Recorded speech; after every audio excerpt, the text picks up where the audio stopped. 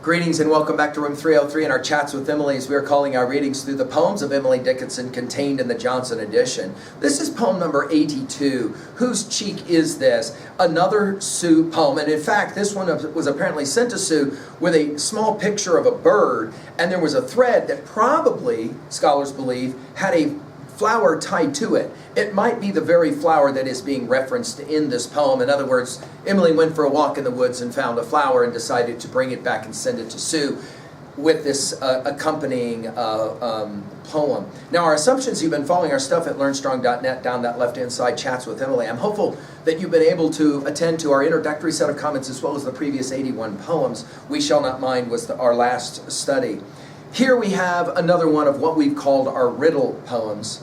And there's a couple of things standing behind this poem that we need to remind ourselves of. First of all, there's this interesting traditional story that robins will cover the dead bodies of babes lost in the wood with leaves. And so this is an old traditional idea that Emily will be building with.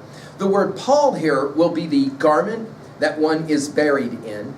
And she's going to mention the lost Pleiade, and that will take us back to poem 23. So go back and look at lecture 23 again to be reminded. Of course, the seven Pleiades form a constellation of 7 stars, right? And only 6 are actually visible, which led the Greeks to tell the story of the 7 sisters, minus Electra, of course, who was in fact lost.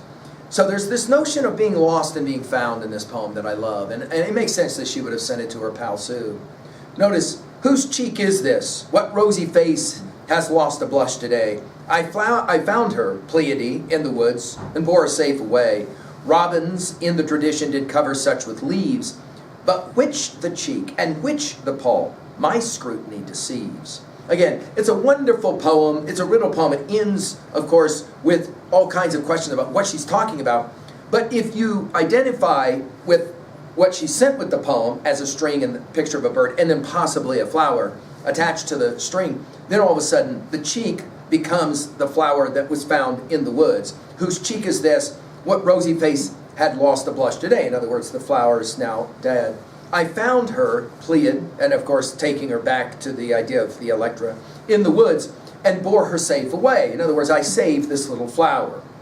Robins, and then notice in the tradition that of course robins will cover the dead with leaves. Robins in the tradition did cover such with leaves. In a minute, of course, the minute we hear leaves, we think of leaves of grass and wold. But which the cheek, the flower, right? And which the pall, that is to say the covering of the dead, my scrutiny deceives. Now there's a whole lot of ambiguity about the end of this poem, and all kinds of interpretations about this deception and the scrutiny that will be deceiving. Like exactly what is it that she's trying to understand? I think at 2a, I think she's saying everything needs love and everything wants to be found. And this is a friendship poem in that regards. It is a riddle poem at 2b, no question. And she is playing with these traditional stories of the Pleiades as well as, of course, robins covering corpses with leaves. At 3, I mentioned Walt Whitman's Leaves of Grass. We did full lectures on all those poems, talks with Walt, our playlist at learnstrong.net.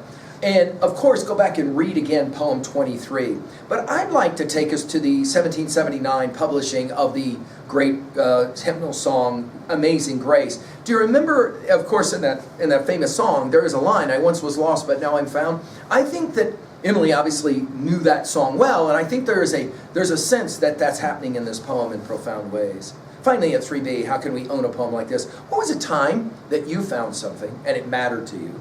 And what was a time that you were found? Maybe a close pal comes to mind. Thank you.